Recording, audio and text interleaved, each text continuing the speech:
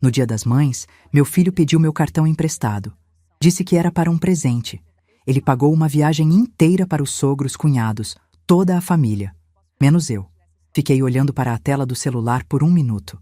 Depois liguei para o banco e pedi para cancelarem tudo. Quando ele foi embarcar, os seguranças mandaram ele esperar. Ele ligou aos berros e eu apenas disse algo que o fez empalidecer na frente de todos. Meu nome é Neuza Caetano. Tenho 63 anos. E hoje eu vou te contar como o Dia das Mães mais doloroso da minha vida se tornou o dia em que eu finalmente comecei a existir. Não como mãe, não como viúva, não como auxiliar de ninguém, como a mulher que construiu com as próprias mãos e com o próprio talento um negócio inteiro que carrega o sobrenome do meu filho na fachada, mas carrega a minha alma em cada receita do cardápio. Eram 10 horas da manhã de um domingo. Eu estava na cozinha do meu apartamento na Lapa com as mãos na massa. Literalmente. Tinha um chocolate meio amargo temperando na tigela, esperando o momento certo para ser incorporado, e eu estava no automático de quem já fez aquele movimento milhares de vezes. O apartamento estava silencioso daquele jeito bom de domingo, com a luz entrando pela janela da cozinha, e eu estava pensando em nada em especial, só no trabalho das mãos, quando o celular tocou na bancada. Era o Alessandro, meu filho, 36 anos, dono do buffet Caetano Eventos com sede no Butantã. Atendi com o coração do jeito que uma mãe atende o filho no Dia das Mães, com expectativa. Achei que era para me dar parabéns, que ia dizer que passaria mais tarde, talvez trazer alguma coisa. Alessandro não é ruim de intenção. Nunca foi. O problema do meu filho não é maldade, é fraqueza. E são coisas muito diferentes, mas que chegam ao mesmo resultado quando você é quem está do outro lado. Ele disse: "Mãe, preciso de um favor. Você pode me emprestar o cartão por um dia? É para um presente surpresa. Não pergunta o que é." Parei um segundo. Pensei em perguntar. Pensei em dizer que precisava saber para que era antes de passar os dados. Mas ele disse: "Presente surpresa", com aquela voz de filho que quer fazer algo especial. E 30 anos de mãe falaram mais alto do que 30 anos de bom senso. Disse que sim. Mandei os dados pelo WhatsApp e voltei para o chocolate. Fiquei esperando ele aparecer durante todo o almoço. Preparei alguma coisa simples, comi sozinha na mesa da cozinha, como faço todo domingo desde que o Edson foi embora, e olhei para o celular umas 4 vezes sem razão específica. Aquele tipo de olhada de quem está esperando uma notícia e não quer admitir para si mesmo que está esperando. Às 3 da tarde, a notificação chegou. Compra aprovada. R$ 4.860. Empresa de turismo. Fiquei parada olhando para o número por uns 3 segundos, tentando encontrar uma explicação lógica que fizesse sentido. Presente surpresa? De quase R$ 5.000? Em empresa de turismo? Liguei para o Alessandro. Não atendeu. Mandei mensagem. Nada. Liguei para o número da Priscila. A nora, 33 anos. Mulher do Alessandro há 6 anos. Uma mulher que eu sempre tratei com respeito porque era a escolha do meu filho mesmo quando as escolhas que ela fazia dentro da nossa relação não me tratavam com o mesmo respeito.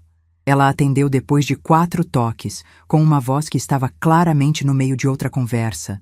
Barulho de pessoas ao fundo, risadas abafadas. Disse que o Alex estava ocupado, que ele ligava depois. E desligou. Fiquei com o celular na mão no meio da cozinha. Abri o aplicativo do banco. Fui no extrato. Cliquei na compra. A descrição completa apareceu.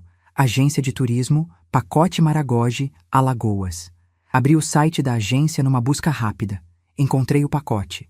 Li a descrição. 6 passagens, 6 diárias em resort. Check-in na manhã seguinte, num voo das 6:30 da manhã saindo de Congonhas. 6 pessoas. Contei de novo. Contei uma terceira vez porque minha cabeça se recusava a aceitar o resultado da conta. Eram 6. Os sogros dele. Os 2 cunhados com as respectivas companheiras. Toda a família da Priscila. Menos eu. No Dia das Mães. Com o meu cartão. Tem momentos na vida em que a dor não é imediata. Em que o corpo entende antes da mente e faz exatamente o oposto do que você esperaria. Fica quieto. Fica frio. Fica em silêncio. E foi isso que aconteceu comigo naquele instante. Não chorei. Não liguei de volta. Não mandei mensagem em caps lock perguntando o que era aquilo. Fiquei olhando para a tela por 1 minuto inteiro. 1 minuto inteiro é um tempo longo quando você está absolutamente parada.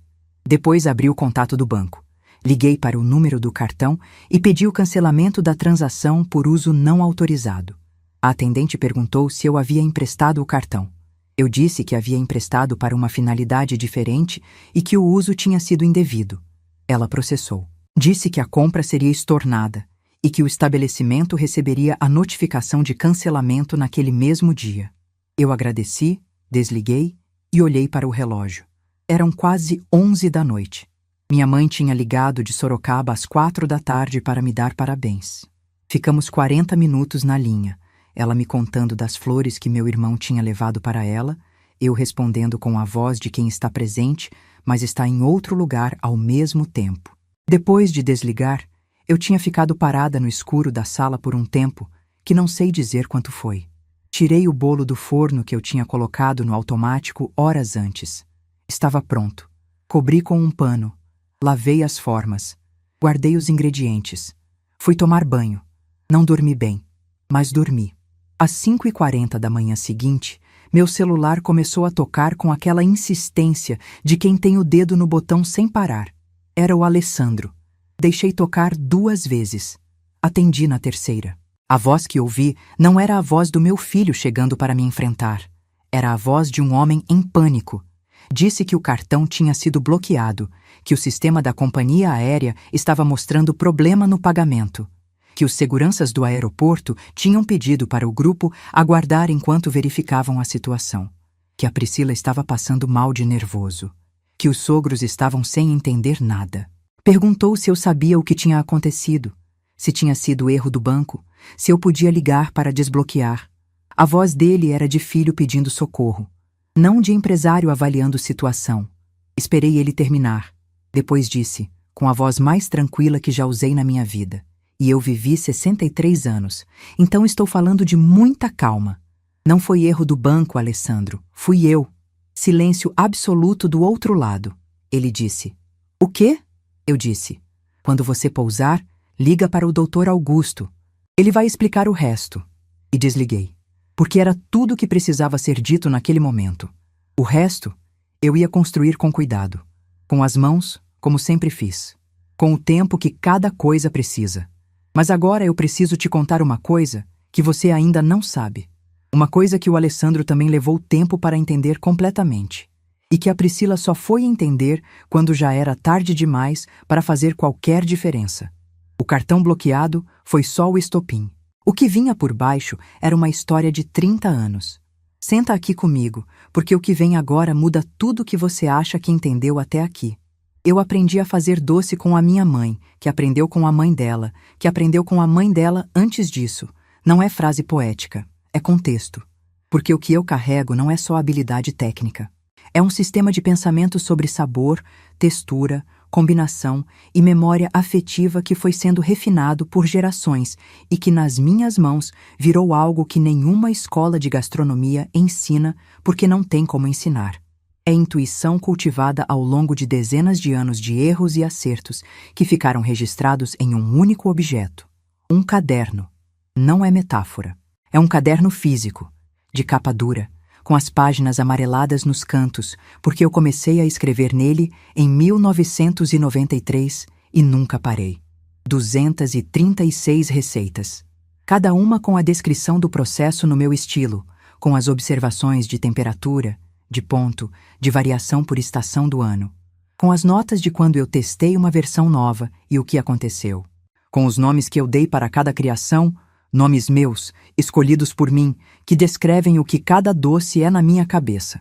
Esse caderno é o que o Alessandro usou para construir o cardápio do buffet Caetano Eventos desde a abertura, em 2008.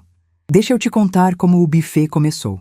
O Alessandro se formou em gastronomia com dinheiro que eu e o Edson juntamos durante 4 anos. Não foi fácil. O Edson trabalhava como técnico de manutenção em uma fábrica no ABC. E eu vendia doces por encomenda para festas e eventos, desde que o Alessandro tinha 10 anos. Quando ele se formou e disse que queria abrir um negócio de eventos, o Edson disse que ia apoiar, mas que precisava de um plano concreto. O plano concreto era: o cardápio do buffet seria baseado nas minhas receitas, que eu cederia ao negócio porque era meu filho e porque acreditava no potencial dele como gestor e vendedor, porque o talento de vendedor é genuinamente do Alessandro. Isso nunca foi mentira. Nunca formalizei nada. O Edson me disse, antes de morrer, que eu devia regularizar, que devia ter um contrato, que devia registrar as receitas de alguma forma. Eu disse que era meu filho, que contrato com filho era falta de confiança, que quando chegasse a hora, a gente acertava. O Edson foi embora 6 anos atrás e a hora nunca chegou. Priscila entrou na vida do Alessandro 6 anos atrás também, mais ou menos na mesma época em que o Edson foi. E durante esses 6 anos, ela foi sistematicamente construindo uma narrativa dentro da família que me colocava em um lugar específico, o de mãe dependente, de quem recebia ajuda financeira do filho por bondade, de quem contribuía de forma sentimental, mas não profissional para o negócio. Ela disse uma vez no corredor do buffet, achando que eu não ouvia: "Sua mãe não precisa estar aqui toda semana, Alex. Você já sabe fazer tudo." Ele não respondeu. Aquele silêncio dele foi a primeira vez que eu devia ter entendido para onde estava indo. Não foi. O cachê que o Alessandro depositava todo mês na minha conta era descrito para todo mundo como ajuda para a mãe. Não era royalty. Não era remuneração por trabalho intelectual. Era ajuda. Como se eu fosse uma senhora que precisava de amparo, não uma criadora cujo trabalho estava no centro de cada contrato que o buffet fechava. Isso foi o que a viagem de Maragogi me mostrou, não a viagem em si. O que ela representava, que eu era tão pouco parte daquela família, tão pouco vista como pessoa com sentimento e dignidade, que a Priscila tinha planejado uma viagem de Dia das Mães para toda a família com o cartão da sogra e não havia nenhuma voz na sala que tivesse dito: "Espera, isso não está certo." E não havia porque naquele círculo eu tinha me tornado invisível. Mas tem uma coisa que eu aprendi em 30 anos trabalhando com chocolate. O que é invisível não é o que não existe, é o que ainda não foi revelado. E eu estava prestes a revelar tudo. Porque na manhã do Dia das Mães, enquanto o Alessandro ainda estava no aeroporto de Congonhas tentando resolver o caos do cartão bloqueado, eu peguei o celular e liguei para o Dr. Augusto Mireles. E a história que começou com o cancelamento de uma compra estava prestes a se tornar algo muito maior do que uma briga de família. O Dr. Augusto Mireles tem 61 anos, escritório na Consolação, especializado em propriedade intelectual e direito autoral, e era amigo do Edson desde a época da faculdade. Nos 6 anos de viuvez, eu o via poucas vezes por ano, mas quando via era como se o tempo não tivesse passado nada. Ele sabia do buffet, sabia das receitas, sabia que nunca havia sido formalizado nada. Nunca tinha se metido porque eu nunca tinha pedido. Eram 7 da manhã quando liguei. Ele atendeu antes do segundo toque com a voz de quem dormiu bem e está disposto para o dia. Eu disse: "Augusto, preciso da sua ajuda." Ele disse: "Neuza, me fala." Contei tudo. O cartão, a viagem, as 6 passagens, o Dia das Mães, o telefonema do aeroporto. E depois contei o que estava embaixo disso. O caderno, os anos. O buffet construído em cima do que eu criei sem que o meu nome aparecesse em lugar nenhum. Ele ficou em silêncio por uns 30 segundos. Depois disse: "Você ainda tem o caderno original?" Disse que tinha. "Você tem algum registro de data sobre quando as receitas foram criadas? Mensagem, e-mail, foto, qualquer coisa?" Disse que tinha fotos de WhatsApp que eu mandei para o Alessandro ao longo dos anos com cada receita nova, com data e hora de envio. Ele ficou quieto de novo. Então disse, com a clareza de quem está organizando argumentos enquanto fala: "Neuza, temos 2 frentes aqui. A primeira é autoria intelectual sobre o caderno como obra de expressão criativa. Receita em si não é protegível no Brasil. Isso é fato, e não adianta tentar contornar. Mas a forma como você escreveu, o método que você desenvolveu e documentou com vocabulário e estilo próprios, isso tem proteção como obra literária. A segunda frente é enriquecimento sem causa. Anos de trabalho intelectual incorporado ao faturamento de uma empresa sem nenhuma contraprestação formal. São dois caminhos diferentes. Juntos, com a documentação que você tem, são munição suficiente para forçar um acordo, porque o custo de defender é muito maior do que o custo de regularizar. Me traz o caderno. Marquei para a terça-feira. Na terça, fui ao escritório dele na Consolação com o caderno original, uma pasta com capturas de tela de todos os envios de receita por WhatsApp dos últimos 12 anos e 2 cadernos de rascunho onde eu testava variações antes de escrever a versão final. 236 receitas documentadas. Histórico de autoria. Criação anterior ao buffet. Evidência de uso comercial continuado. O Dr. Augusto passou 4 horas comigo naquele escritório. No final, disse que ia precisar de 2 semanas para estruturar o parecer jurídico, que o caminho era uma notificação extrajudicial de reconhecimento de autoria e cessação de uso não contratualizado, que dependendo da resposta do Alessandro, o próximo passo seria um pedido de tutela inibitória para suspensão da reprodução do material textual do caderno, até regularização contratual. Perguntei o que tutela inibitória significava na prática. Ele disse: significa que o buffet não pode reproduzir ou distribuir o material do caderno até assinar um contrato reconhecendo sua autoria e estabelecendo compensação.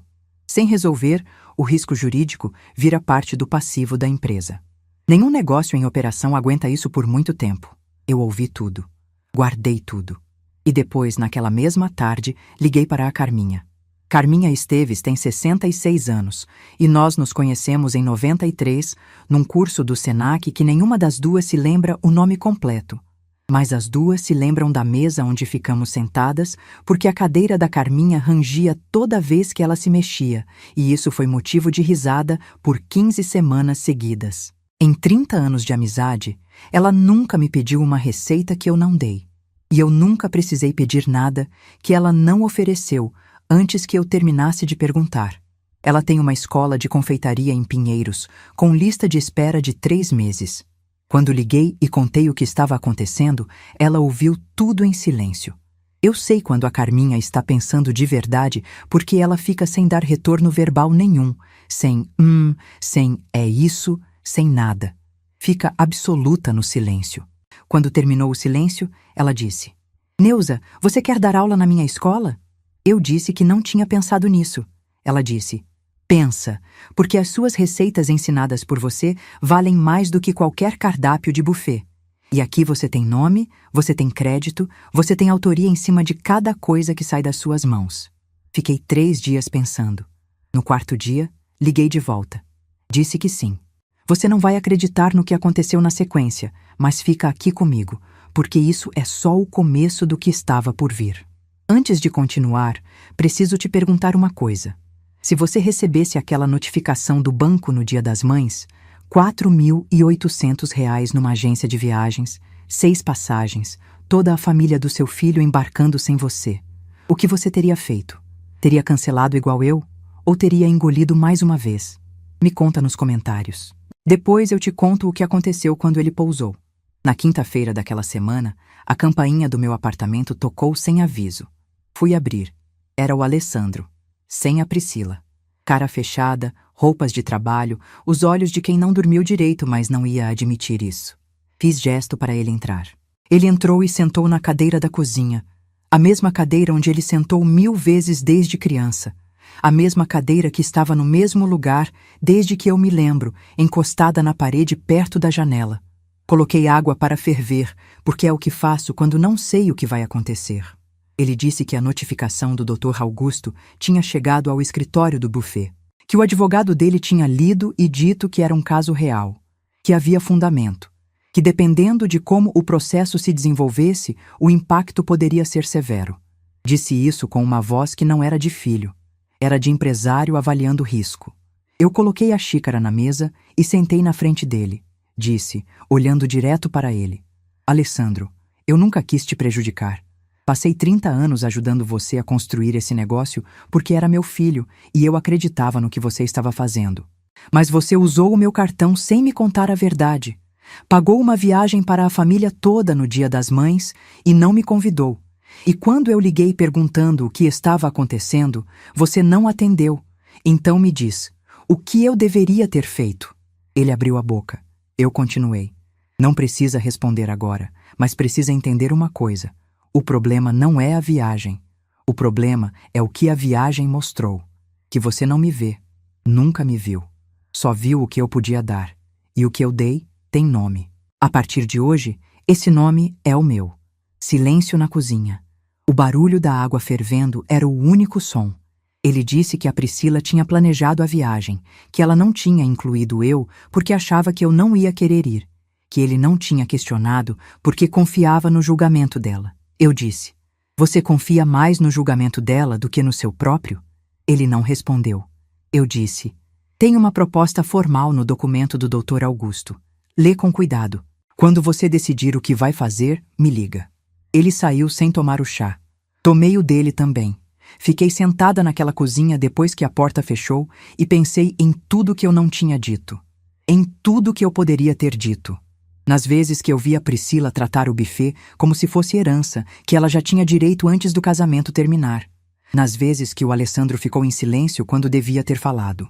Nas vezes que eu mesma escolhi não ver porque era mais fácil acreditar que ia melhorar. Mas a Carminha tinha razão. Havia chegado a hora de ter nome.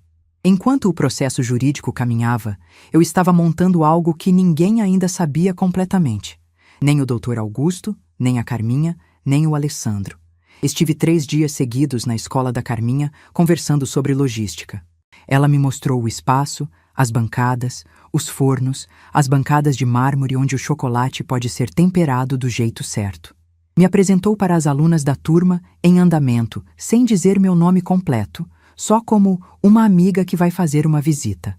Olhei para aquelas mulheres, aprendendo a trabalhar com ingredientes nas mãos, e pensei em mim mesma 40 anos atrás, na cozinha da minha mãe, aprendendo a entender o ponto do açúcar pelo som que ele faz quando bate na frigideira fria. Aquelas mulheres precisavam do que eu tinha, e eu precisava do que elas podiam me dar de volta: visibilidade, nome, autoria em espaço público. Por anos fui a fonte sem assinatura de tudo que o buffet do Alessandro vendia como criação própria. Isso estava prestes a mudar de uma vez. Mas antes de chegar lá, o Dr. Augusto descobriu uma coisa que mudou o peso de tudo. Na segunda semana após a nossa primeira reunião, ele me ligou no final da tarde com a voz de quem tem informação nova e está escolhendo as palavras com cuidado. Disse que havia feito uma consulta ao INPI, o Instituto Nacional da Propriedade Industrial, para verificar se havia algum registro ligado ao Caetano Eventos. Havia. O cardápio do buffet estava registrado como criação do Caetano Eventos, com o Alessandro como responsável técnico, sem menção a nenhum colaborador ou fornecedor intelectual. E havia um pedido de registro de marca depositado para o nome de uma linha de doces finos, que era claramente baseada nas receitas do caderno. O registro protegia o nome comercial, não as receitas em si, mas o depósito, sem mencionar a origem intelectual do produto, reforçava o argumento de má-fé e enriquecimento sem causa. Eu fiquei em silêncio por um tempo. Não pela questão jurídica. O Dr. Augusto tinha dito que era evidência, não ameaça direta, e eu confiava no julgamento dele. Foi pela questão humana. Enquanto eu estava no apartamento da Lapa desenvolvendo variações novas e mandando para o meu filho por WhatsApp com carinho, mandando com amor de mãe que quer ver o filho crescer, ele estava depositando aquilo no nome da empresa como se fosse invenção própria. Eu conhecia a letra daquele plano. Era a Priscila. Não o Alessandro sozinho. O Alessandro não pensa nesse nível de estratégia. Ele é operacional, é concreto, é boa pessoa no fundo, mesmo quando as escolhas que faz são erradas. Mas a Priscila pensa.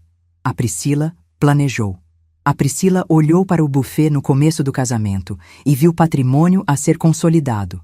E foi consolidando aos poucos, tijolo por tijolo, construindo um perímetro em volta do negócio que aos poucos foi me excluindo de tudo que não fosse o caderno que eles continuavam usando. Liguei para a Carminha naquela tarde. Contei sobre o registro no INPI, sobre a resistência do advogado, sobre como o processo estava se desenhando. Ela ouviu tudo e depois ficou um momento em silêncio. Disse: "Já cuidei de uma parte disso." Perguntei o que ela queria dizer. Ela disse que havia mencionado para algumas pessoas do setor de confeitaria de São Paulo que uma profissional com décadas de experiência ia integrar o corpo docente da escola. Não havia dito meu nome. Havia dito que era uma amiga sua. No mercado de confeitaria de São Paulo, isso era suficiente para gerar movimento, porque todo mundo sabe quem são as amigas da Carminha. Rodrigo Menezes vai ligar para você essa semana, ela disse. Deixa ele ligar. Eu conhecia o Rodrigo. 44 anos, empresário do setor de eventos corporativos, maior cliente do buffet do Alessandro, responsável por 40% do faturamento anual da empresa. 3 anos atrás, na véspera de um jantar de 200 pessoas que ele estava patrocinando, o freezer principal do buffet quebrou. O Alessandro entrou em pânico. Eu fui ao espaço às 10 da noite e fiquei até às 4 da manhã refazendo os doces à mão com os ingredientes que tinham sobrado fora do equipamento. O evento aconteceu. Todo mundo elogiou o cardápio. E o Rodrigo olhou para mim no final da noite com uma expressão que eu não esqueci, porque era de alguém que entendeu exatamente o que tinha acontecido ali. Ele nunca esqueceu. Na semana seguinte, o Rodrigo ligou. Disse que havia ouvido, através de pessoas do setor, que eu estava desenvolvendo um projeto próprio. Perguntou se era verdade. Eu disse que era. Perguntou se havia espaço para conversar sobre fornecimento para eventos corporativos. Eu disse que havia. Antes de desligar, ele perguntou: o Caetano Eventos sabe disso? Eu disse: eles vão saber na hora certa. Agora eu tinha 3 frentes abertas ao mesmo tempo. A frente jurídica, com o Dr. Augusto construindo o processo e a documentação. A frente profissional, com a Carminha preparando o espaço para meu nome entrar no mercado com autoria própria. E a frente comercial, com o Rodrigo aguardando o momento certo para mover o contrato mais importante da história do buffet do Alessandro. 3 frentes, cada uma no tempo certo. E o Alessandro e a Priscila não sabiam de nenhuma das 3. No decorrer dessas semanas, o Dr. Augusto foi construindo o caso com uma precisão que eu só conseguia entender em partes, mas que a cada reunião me mostrava mais claramente o tamanho do que estava sendo montado. A perícia documental foi determinante. O Dr. Augusto contratou uma perita especializada em documentos para analisar o caderno original, as datas dos arquivos de texto e foto e os metadados das imagens enviadas por WhatsApp. Ele havia me orientado desde o primeiro dia a preservar os metadados de cada arquivo antes de fazer qualquer coisa com eles, não postar em lugar nenhum, não comprimir, não encaminhar sem cuidado. Aquela orientação agora fazia sentido completo. 236 receitas. Histórico de autoria verificável. Criação demonstravelmente anterior ao uso comercial. Mas o Dr. Augusto queria mais do que isso. Ele contratou 3 especialistas em confeitaria para atestar a originalidade técnica das formulações. Profissionais do setor que poderiam confirmar que as receitas não eram adaptações de fórmulas existentes, mas desenvolvimentos originais com características técnicas específicas que podiam ser identificadas e atribuídas. Isso levou tempo. Levou 6 semanas. E durante essas 6 semanas, eu continuei minha rotina. Acordei cedo. Fiz doce. Fui à escola da Carminha para planejar os módulos do curso. Atendi as ligações do Dr. Augusto quando chegavam. Não atendi as ligações da Priscila. Sim, ela ligou, 2 vezes, com a voz cuidadosamente neutra de quem está fingindo que as coisas podem ser resolvidas em conversa informal. Não atendia porque não havia nada a conversar de forma informal. O que havia a fazer estava sendo feito nos lugares certos, com as pessoas certas, pelos canais certos. A Priscila não entendia isso ainda, mas ia entender. A resposta do advogado do Alessandro chegou por escrito, através do Dr. Augusto. O argumento era exatamente o que o Dr. Augusto tinha antecipado. Receita culinária não goza de proteção autoral no Brasil. O caderno era material de uso doméstico sem valor comercial comprovado. Qualquer ação nesse sentido seria respondida com reconvenção por danos morais e materiais por tentativa de inviabilizar empresa estabelecida. Anotei o texto que o Dr. Augusto me leu. Agradeci. Desliguei. Liguei para ele de volta e pedi para ele me explicar o que isso mudava. Ele disse que não mudava nada. que o argumento sobre receita estava correto e que eles esperavam exatamente aquilo. Por isso, a notificação havia sido construída sobre as outras duas frentes: a expressão literária do caderno e o enriquecimento sem causa, e que quanto mais eles resistissem, maior ficava a conta retroativa, porque cada mês adicional de uso não autorizado somava ao período a ser indenizado. Depois disse: "Mas tem uma coisa mais imediata. Você tem que saber que o pedido de tutela inibitória foi protocolado. A decisão do juiz deve sair nas próximas 2 semanas. Enquanto isso, eu fingia que nada havia mudado. Aqui é onde a estratégia entra em detalhe que talvez você não esperasse de uma mulher de 63 anos que passou a vida fazendo doce. O Alexandro ainda depositava o cachê mensal na minha conta. E eu continuei recebendo sem dizer nada, porque o contrato informal existia, porque estava documentado e porque cada depósito adicional reforçava a evidência de uso não contratualizado pelo próprio pagador. O Dr. Augusto havia dito que sim, isso era relevante, que o fluxo de pagamento contínuo, sem contrato formal, era evidência de reconhecimento implícito de dívida, não de generosidade. O Alessandro achava que estava me ajudando. Na verdade, estava me dando mais munição. E eu estava esperando o momento certo para usar tudo. O laudo da perícia foi depositado numa terça-feira de manhã. O Dr. Augusto me ligou às 9h40 com a voz de quem acabou de ler algo que confirma o que esperava e, ainda assim, o peso é considerável. Disse: "Neuza, veio bom." A perita havia analisado tudo: o caderno original, os metadados, as imagens do WhatsApp, os 3 laudos dos especialistas em confeitaria. A conclusão era clara. Havia evidência consistente de criação intelectual anterior ao uso comercial em 189 das 236 receitas analisadas. E o estilo descritivo do caderno apresentava características de obra de expressão pessoal passível de proteção sobre o texto e o método documentado. O advogado do Alessandro pediu prazo para recorrer da perícia. O juiz negou o prazo e concedeu a tutela inibitória parcial.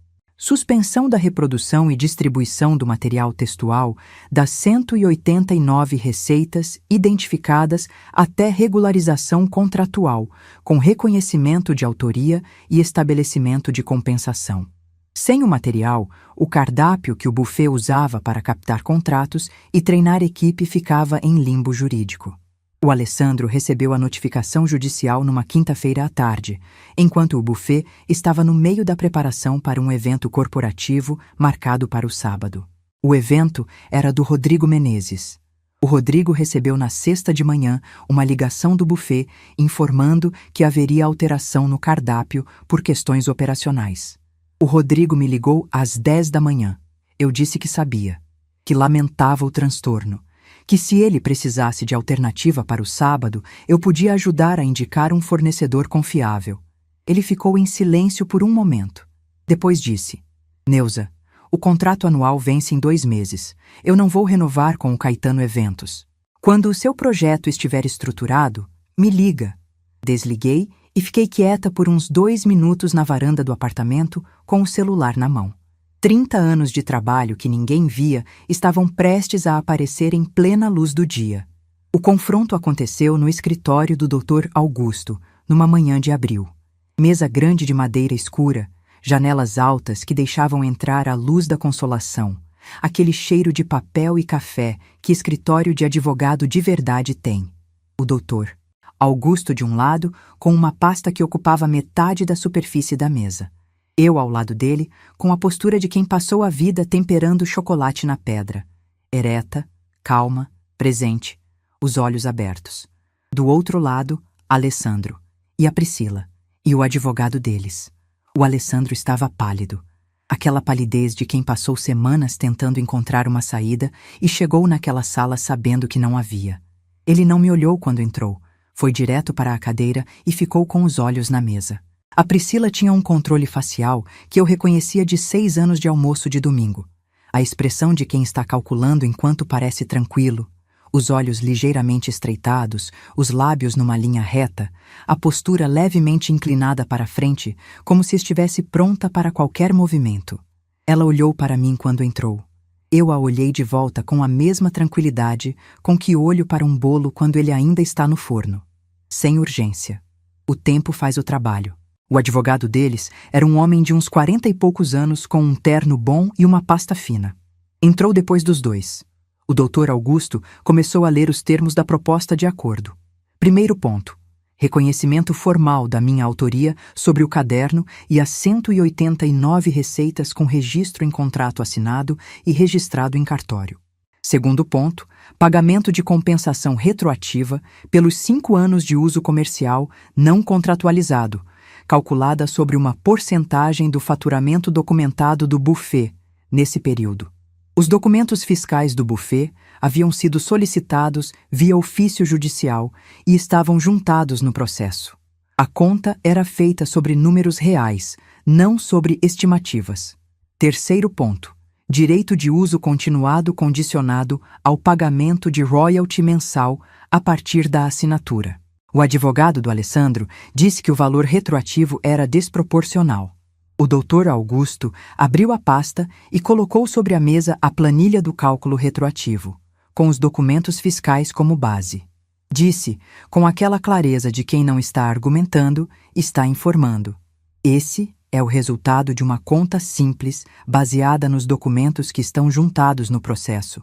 Se houver contestação dos números, o caminho é a perícia contábil, que vai levar de 4 a 6 meses adicionais, período no qual a tutela inibitória continua vigente e cada mês adicional de uso não regularizado acrescenta ao passivo. O advogado do Alessandro olhou para o cliente. Alessandro estava olhando para a pasta. E foi então que a Priscila falou, pela primeira vez em toda a reunião, com a voz controlada de quem preparou aquela frase. Isso é uma extorsão disfarçada de processo.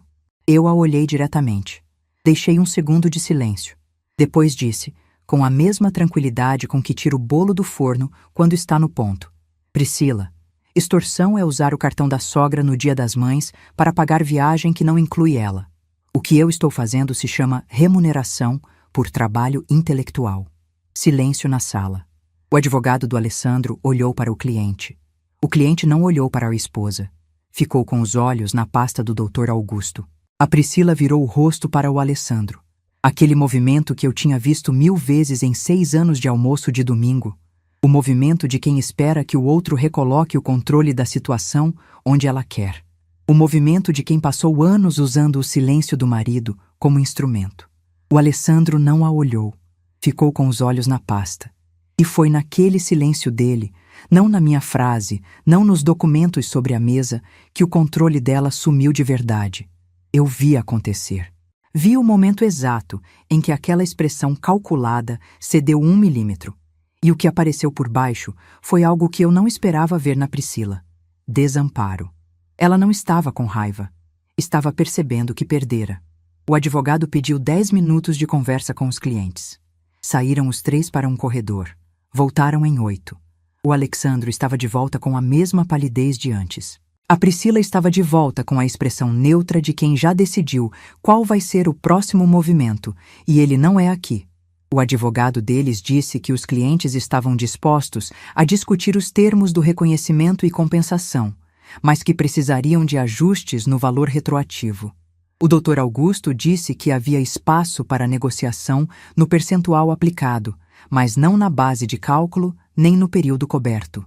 Ficaram 40 minutos negociando números enquanto eu ficava em silêncio na minha cadeira, as mãos no colo, olhando para o jardim lá fora pela janela. Não foi porque eu estava desligada. Foi porque não precisava mais fazer nada. O trabalho estava feito. As mãos que tinham construído aquilo ao longo de 30 anos podiam descansar enquanto os homens resolviam o número. Quando chegaram a um valor, o advogado colocou o contrato sobre a mesa. O Alessandro assinou. Não olhou para mim enquanto assinava. Assinou todas as vias. O advogado recolheu as cópias e saiu. A Priscila se levantou sem se despedir, sem olhar para mim, e saiu atrás. O Alessandro ficou parado por um segundo antes de se levantar. Me olhou pela primeira vez naquela manhã inteira, com uma voz que eu não ouvia havia muito tempo.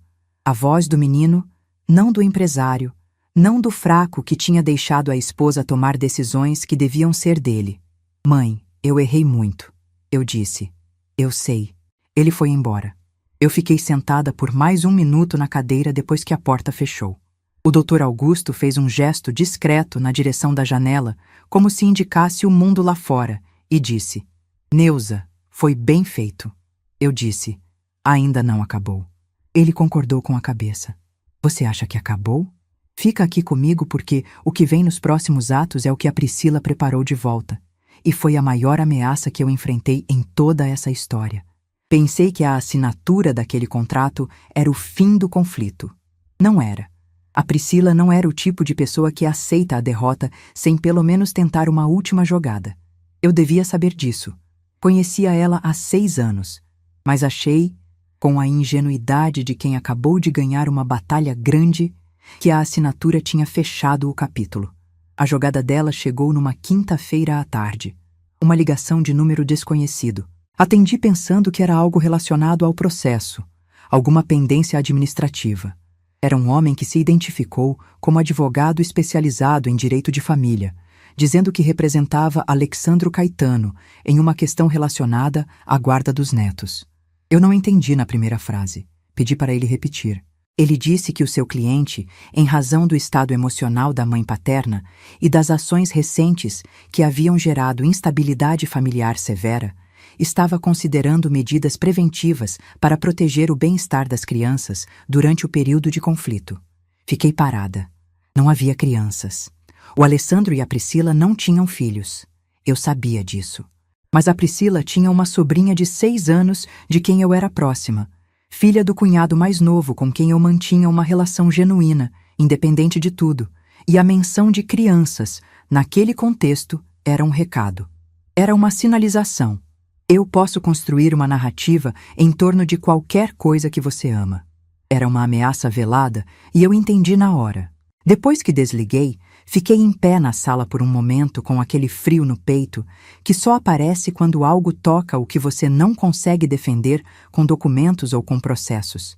E esse frio é diferente de todos os outros. É o medo real.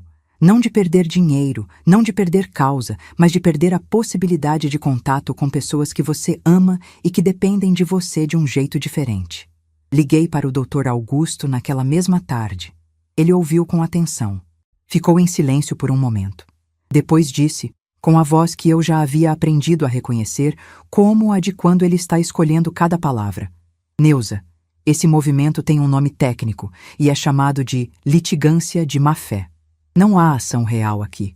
Você não é guardiã de nenhuma criança. A relação a que ele faz referência não tem amparo jurídico como instrumento de pressão nesse contexto. O que eles estão fazendo é usar a possibilidade de um processo para gerar ansiedade, para te fazer sentir que há algo a perder que o dinheiro não pode proteger. É uma tática. Perguntei o que eu fazia. Ele disse: nada.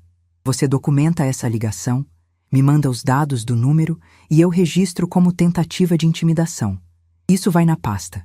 Cada coisa que eles fazem depois da assinatura é mais evidência de má-fé processual. Desliguei e tentei respirar. Mas a Priscila não parou aí. 2 dias depois, recebi uma mensagem no WhatsApp de um número que não estava na minha agenda. Não vou reproduzir o texto aqui porque não merece mais espaço do que já ocupou na minha cabeça. Mas o conteúdo era esse. Havia sido registrada uma queixa anônima junto ao Conselho de Saúde do município, alegando que eu exercia atividade de manipulação de alimentos em residência sem as licenças sanitárias adequadas. A mensagem dizia que a escola da Carminha poderia ser afetada caso a investigação apontasse para atividades comerciais ilegais. Eu sei quem enviou. Era a Priscila tentando me atingir no único lugar que não era jurídico, na reputação profissional e na relação com a Carminha. Encaminhei a mensagem para o Dr. Augusto. Encaminhei para a Carminha também. A Carminha ouviu, fez uma pausa curta e disse: deixa comigo. Ela tinha advogado próprio para a escola. Questão de licença sanitária e responsabilidade sanitária era a área que ela lidava há anos. E eles responderam à queixa dentro de 48 horas, com toda a documentação da escola em ordem. Não havia base para nada. A queixa foi arquivada. Mas o que aquilo me custou foram 3 dias de sono ruim e um medo que eu não esperava sentir naquela altura, porque eu já havia passado pelo cartão, pela viagem, pelo aeroporto, pela reunião, pela assinatura. Eu achava que o corpo humano tinha um limite de quanto conseguia ser atingido antes de ficar entorpecido. Não tem. Cada golpe chega no lugar certo se quem está desferindo conhece você bem o suficiente. E a Priscila me conhecia. Sabia que eu me importava com a Carminha. Sabia que eu me importava com a reputação do trabalho. Sabia que a sobrinha era um ponto de vulnerabilidade emocional real.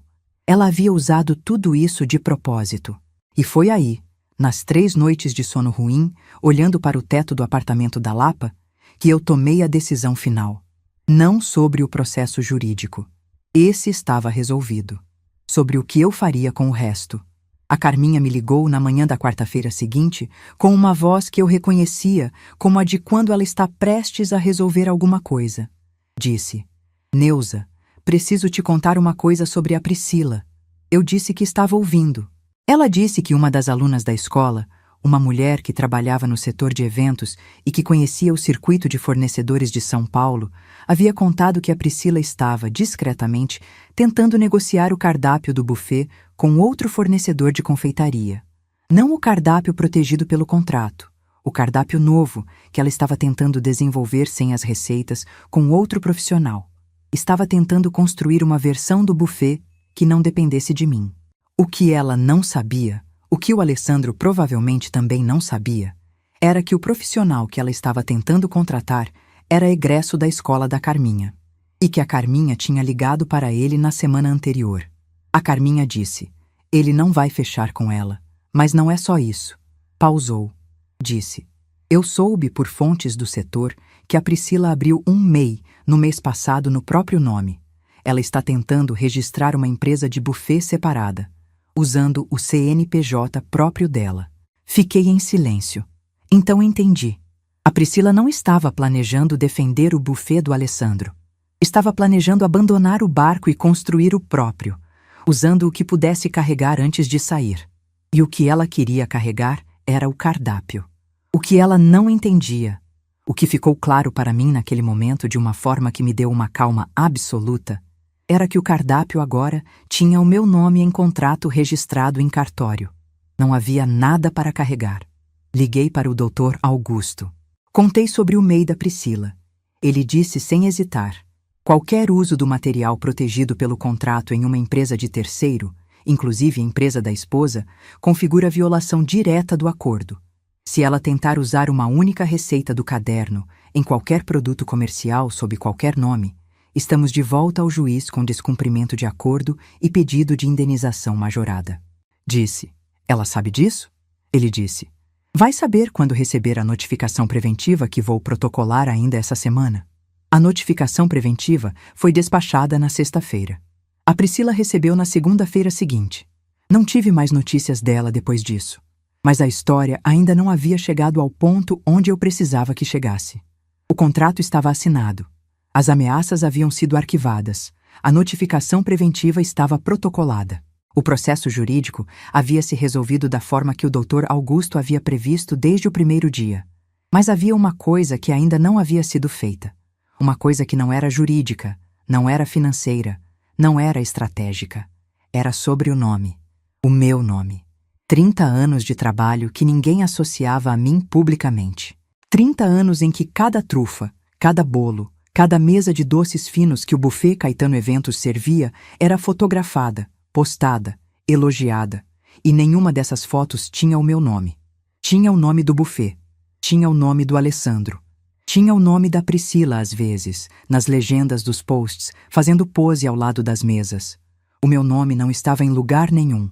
Isso precisava mudar, não por vaidade, por verdade. E a Carminha soube exatamente como fazer isso acontecer. A inscrição para a primeira turma do curso Neuza Caetano de Confeitaria Artesanal abriu numa segunda-feira às 9 da manhã. Fechou na quarta-feira ao meio-dia. 28 vagas. 28 mulheres inscrevendo o nome em lista de espera desde a noite antes, segundo a Carminha, que me ligou às 8 da manhã da segunda com a voz de quem está segurando o riso. Disse: Neuza, tem fila virtual desde as 11 da noite de ontem. Eu estava temperando o chocolate na pedra de mármore quando ela ligou e precisei pedir para ela repetir porque achei que tinha entendido errado. Não tinha. 28 vagas esgotadas em menos de 52 horas. A segunda turma foi anunciada na semana seguinte e fechou em 2 dias. As alunas fotografavam tudo. As bancadas, os processos, os produtos finais, e postavam com o meu nome. Em cada foto, em cada legenda, em cada marcação, aparecia Curso Neuza Caetano. As receitas que eu ensinava eram apresentadas como criações minhas, com a história de cada uma, com o contexto de onde tinham surgido. Algumas alunas comentavam que tinham comido aqueles doces em eventos anos atrás sem saber quem havia criado. A escola da Carminha se tornou o lugar onde essa história ficou visível. Em 4 meses, eu tinha mais reconhecimento público pelo meu trabalho do que em 30 anos de bastidor do buffet. E foi em meio a esse movimento, quando meu nome já estava circulando no setor com peso próprio, que o Rodrigo Menezes me ligou de volta. Disse que o contrato anual do buffet havia vencido, que não havia renovação com o Caetano Eventos e que estava pronto para conversar sobre fornecimento para os eventos corporativos dele. Conversamos por 40 minutos. Ele descreveu o que precisava: volume, tipo de evento, cardápio esperado. Eu descrevi o que eu podia oferecer: produção própria, com meu nome, com autoria documentada em cada item. No final da conversa, ele disse: Neuza, para mim era óbvio desde aquela madrugada no evento que você era a razão pela qual o produto do Caetano era o que era. Eu só não sabia como dizer isso sem criar problema para o Alessandro. Agora não há mais esse impedimento. Fechamos o acordo, mas a história ainda precisava de uma última cena, não dramática no sentido de explosão, dramática no sentido de definitiva. O Dr. Augusto me ligou numa terça-feira com a voz calma de quem está reportando um desfecho esperado. Disse que havia recebido o comunicado do advogado do Alessandro, informando que, em razão de alterações societárias internas na empresa, o pagamento dos royalties mensais passaria a ser processado diretamente pelo setor financeiro do buffet, sem intermediação do advogado. Isso significava que Alexandro havia demitido o advogado contratado pela Priscila e estava gerenciando o cumprimento do acordo diretamente. Perguntei o que isso indicava. O Dr. Augusto disse: indica que a influência que conduzia as decisões do buffet foi removida da equação. Não precisei perguntar de quem estava falando, mas o capítulo final não foi telefonema. Foi uma manhã de sábado. Eu estava preparando a aula da semana seguinte, separando ingredientes, organizando o roteiro, anotando as variações que ia apresentar, quando recebi uma ligação da minha mãe de Sorocaba. Ela perguntou como eu estava, perguntou sobre as aulas, perguntou se eu tinha comido direito. A conversa de quem te conhece desde antes de você saber que existia. Antes de desligar, ela disse: Neuza, o Edson ficaria orgulhoso. Fiquei em silêncio por um momento. Depois disse: eu sei, mãe. Desliguei e voltei para os ingredientes na bancada. Era isso que eu precisava ouvir para entender que estava completo. A vida de Alexandro e da Priscila depois daqueles meses foi uma sequência de perdas que vieram uma atrás da outra, cada uma puxando a próxima, como quando um ponto de malha solta e o tecido inteiro começa a desfazer. O contrato do Rodrigo Menezes foi o primeiro dominó. 40% do faturamento anual do buffet Caetano Eventos. Número que não se repõe em uma temporada, não se compensa com 2 ou 3 contratos novos de menor porte. É número que muda a realidade operacional de uma empresa de forma imediata, o fluxo de caixa, a capacidade de manter funcionários, a estrutura de custos que havia sido montada para um volume que não existia mais. 2 funcionários do buffet foram desligados no 2º mês. O espaço comercial no Butantã, um galpão alugado com capacidade para a produção de grande escala, foi reduzido. O Alessandro negociou a rescisão de parte do contrato do imóvel e se mudou para um espaço menor, em bairro diferente, com custos compatíveis com o novo volume. O Instagram do Caetano Eventos foi ficando cada vez mais espaçado. As fotos dos eventos grandes foram sumindo. O que foi aparecendo era produção menor, mais simples, para festas de aniversário e eventos menores. Não é desonra, é um trabalho honesto e existe mercado para ele. mas era diferente do que havia sido construído. E o Alexandro sabia disso. A Priscila pediu separação 4 meses depois do acordo. Isso não me surpreendeu. Conhecia a Priscila. Ela havia entrado na relação com o Alexandro vendo o buffet como patrimônio, como ativo a ser preservado e expandido. Quando o patrimônio começou a encolher, quando o royalty mensal passou a sair do caixa, quando o contrato mais importante foi embora, o cálculo que ela havia feito 6 anos antes deixou de fechar. Ela pediu a separação numa tarde de quinta e saiu do apartamento que os dois dividiam no Butantã com as próprias malas, com o próprio carro, com o próprio MEI, que ela havia aberto, mas não havia conseguido usar para nada, porque o Dr. Augusto havia vedado esse caminho com a notificação preventiva. O Alessandro ficou no apartamento. Redução de imóvel veio mais tarde, quando os custos pessoais precisaram ser ajustados junto com os profissionais. O carro que a Priscila havia escolhido quando o buffet estava no pico, um SUV importado financiado em 60 parcelas, foi devolvido para a concessionária no 8º mês após a separação. Vi o post no grupo de revenda do bairro porque uma aluna minha encaminhou sem comentário, como quem deixa a informação disponível e escolhe não dizer mais nada. A vida que havia sido construída em cima do patrimônio de outro, sem trabalho próprio, sem produto próprio, sem nome próprio, não se sustenta quando o patrimônio muda de titular. Isso não é teoria. É o que eu assisti acontecer em tempo real. A minha vida, ao mesmo tempo, estava virando do jeito que eu não havia planejado, mas que parecia, em retrospecto, inevitável. A 3ª turma do curso abriu com lista de espera de 6 semanas. A Carminha foi obrigada a pensar em ampliar o espaço da escola para comportar mais uma sala de aulas práticas. A demanda havia extrapolado a estrutura existente.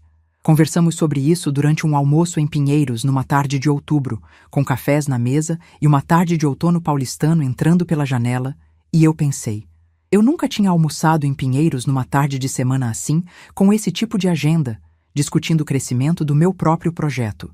O contrato com o Rodrigo Menezes produziu os primeiros 3 eventos corporativos em novembro. Grandes jantares, centenas de convidados, mesas de doces finos com cartões de identificação que tinham o meu nome como autora de cada item. Rodrigo me pediu para estar presente no primeiro evento. Disse que queria que os clientes dele soubessem quem estava por trás do produto. Fui. Fiquei numa esquina do salão observando enquanto as pessoas se serviam. Vi uma mulher parar na frente de uma trufa de colher, ler o cartão e perguntar para o garçom quem era Neuza Caetano.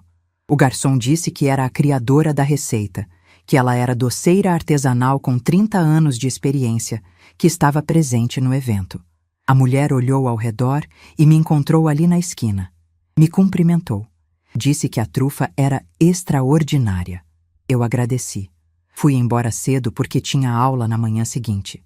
Na viagem que fiz em dezembro com a minha mãe para Campos do Jordão, primeira viagem que fazíamos juntas em mais de 15 anos, 3 dias em pousada simples, mas com lareira e janela para a serra, ela me perguntou uma noite, depois do jantar, se eu estava bem de verdade. Eu pensei antes de responder. Depois disse, mãe, estou melhor do que estava há 1 ano.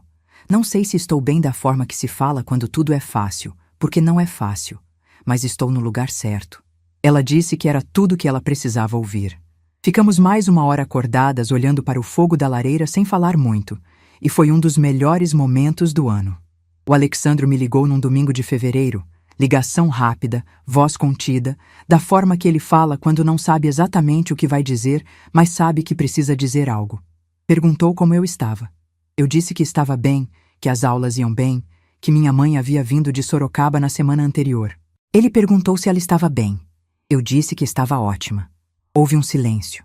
Ele disse, mãe, posso aparecer um dia? Eu fiquei em silêncio por um momento. Depois disse, pode, mas não sem antes entender o que você vai dizer quando chegar. Ele disse que ia pensar. Eu disse que estava esperando. Desliguei e voltei para a tigela de chocolate que estava temperando na pedra de mármore.